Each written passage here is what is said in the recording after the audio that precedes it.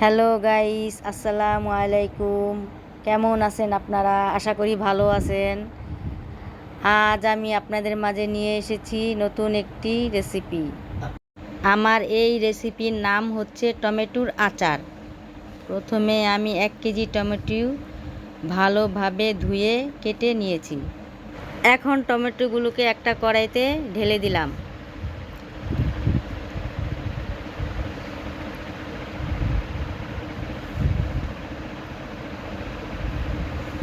এরপর দিয়ে দিলাম 5টা কাঁচামরিচ। আপনার যদি একটু বেশি ঝাল খেতে ভালো লাগে তাহলে একটু ঝাল দিতে পারেন। এরপর দিয়ে দিলাম 1 কাপের মতো রসুন।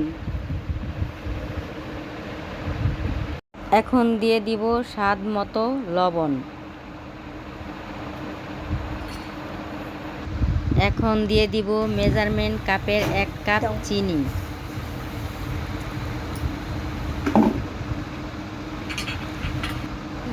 এখন দিয়ে দিব 3 চামচ ভিনেগার।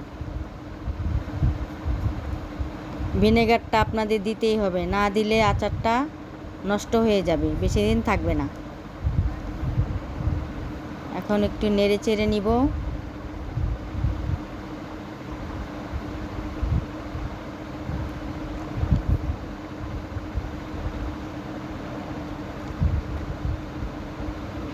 এভাবে 20 মিনিট মিডিয়াম আঁচে রান্না করে নিব।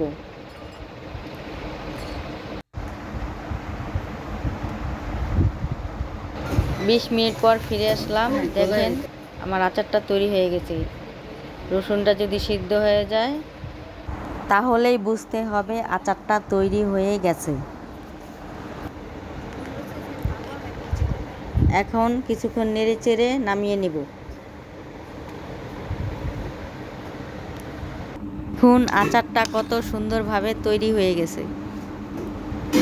চাইলে এই সহজ রেসিপিটা ঘরে বানিয়ে খেতে পারেন। নর্মাল ফ্রিজে 2-3 মাস রেখে অনায়াসে খেতে পারেন। এটা ভাত বা পোলাওর সাথে খেতে অসাধারণ। আশা করি আপনাদের ভালো লেগেছে। একবার হলেও বাসায় তৈরি করে দেখবেন।